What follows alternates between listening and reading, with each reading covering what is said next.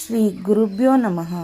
ಸ್ವಾತ್ಮಾರಾಮಂ ನಿಜಾನಂದಂ ಶೋಕಮೋಹ ವಿವರ್ಜಿತಂ ಸ್ಮರಾಮಿ ಮನಸಾ ನಿತ್ಯಂ ಶ್ರೀ ವೆಂಕಟಾಚಲದೇಶಿಕಂ. ಗುರುಭ್ಯೋ ನಮಃ.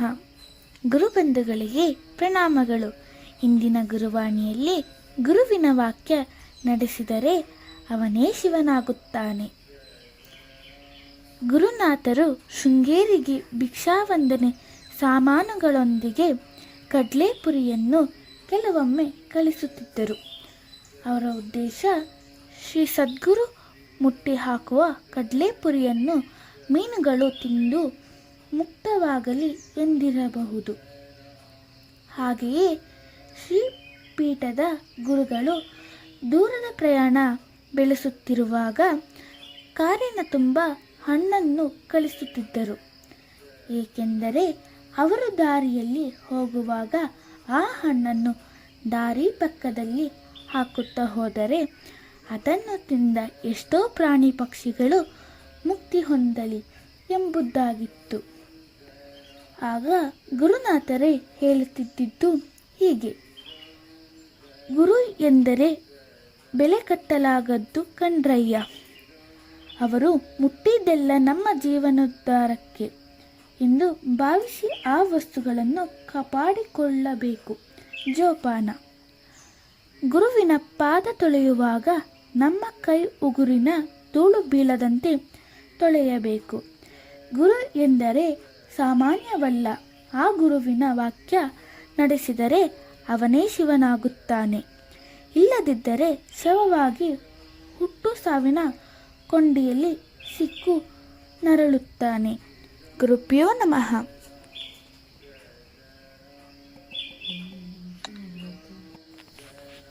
ಗುರುಭ್ಯೋ ನಮಃ. ಅದರ ಕಾಲಿಗೆ ಏನಾಗಿದೆ ನೋಡಯ್ಯ.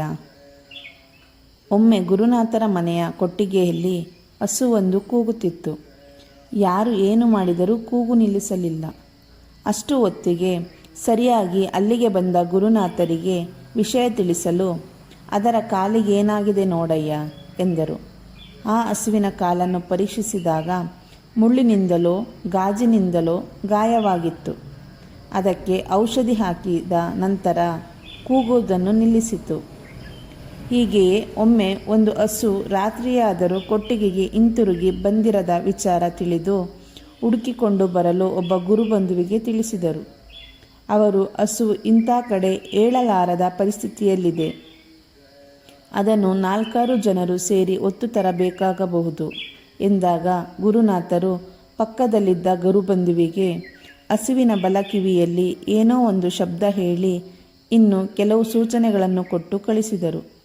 ಅದರಂತೆ ಅವರು ಮಾಡಿದಾಗ ಏಳಲಾರದೆ ಬಿದ್ದಿದ್ದ ಹಸು ಎದ್ದು ನಡೆದು ಮನೆ ತಲುಪಿತು.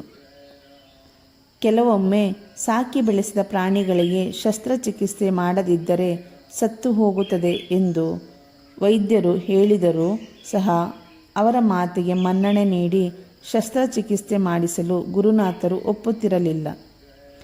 ಅವುಗಳ ಕರ್ಮ ಈಗಲೇ ಕಳೆಯಲಿ, ಅವುಗಳ ಮುಂದಿನ ಜನ್ಮ ಚೆನ್ನಾಗಿರುತ್ತೆ, ಅವು ಮುಂದೆ ಹೋಗಲು ನೀವೇಕೆ ಅಡ್ಡಗಾಲು ಹಾಕುತ್ತೀರಿ ಎನ್ನುತ್ತಿದ್ದರು.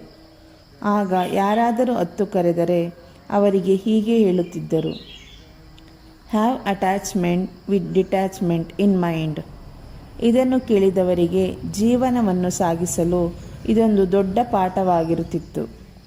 ಕೃಷ್ಣ ಗೀತೆಯಲ್ಲಿ ಹೇಳಿರುವ ಸತ್ಯಾಸತ್ಯತೆಯ ಕಲ್ಪನೆಯನ್ನು ಮೇಲಿನ ಮಾತು ತಿಳಿಸುವಂತಿದ್ದು, ಯಾರೂ ಈ ಭೂಮಿಯಲ್ಲಿ ಹಾಗೇ ಉಳಿಯುವವರು, ಎಲ್ಲ ಸಂತೆ ಮಾಡಲು ಬಂದಿರುವವರೇ.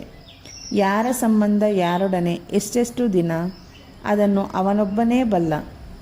ಇಲ್ಲಿ ಕಾಣುವಂಥ ಸಂಬಂಧಗಳು ಗುರು ಒಬ್ಬನನ್ನು ಹೊರತು ಉಳಿದೆಲ್ಲ ಬರೀ ಭ್ರಮೆ ಅಲ್ಲವೇ ಎಂದೆನಿಸುತ್ತಿತ್ತು.